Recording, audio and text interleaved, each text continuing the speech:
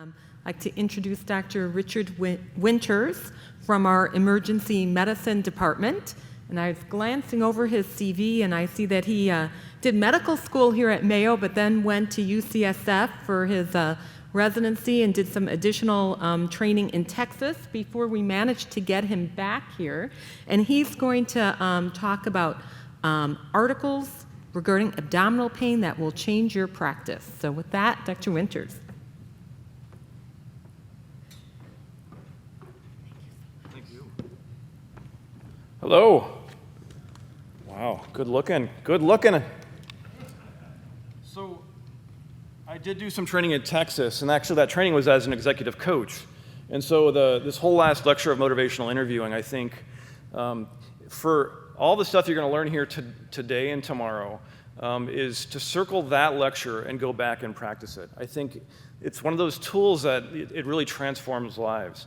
And so not only patients' lives, but also as you're in leadership positions throughout the hospital, as you're working with colleagues, to be able to use those tools, you'll just find big changes, big changes. All right.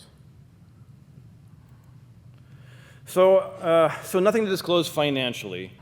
All right, so the two objectives for today. So two themes. So number one is, do we need to use antibiotics in the treatment of diverticulitis?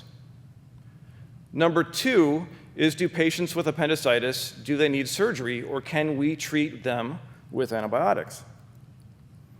All right, so how many of you have seen a patient with diverticulitis over the past year? How about the past month? Okay.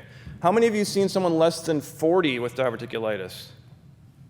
Right? So when I trained, Mayo Medical School, 90 to 94, go team, this was a disease of the elderly. But more and more, it's a common disease across all age groups. And so we're seeing it in people as young as 20 up through the end of their life. And so it's something, these decisions that we're making on a daily basis. So diverticulosis, we all have it. As we age, we all get it more and more. About 5% of us with diverticulosis will develop diverticulitis. And so this is my drawing, right? This isn't Netter, this is my drawing. I'll be taking pictures after the talk. You can, I get little selfies and stuff if you want. My daughter was wondering what she should go for Halloween, and I showed her the picture on the right, and she, the 11 and 13-year-old girls, they saw that this was not the costume for them. But let's just imagine, so last night was Halloween, and I think I may have seen a couple of you trick-or-treating, asking for candy. But let's just say if you were at my door and I was kind of bizarro, some an emergency physician, and our volumes were low, not going to happen, and I decided that we wanted to see more diverticulitis patients,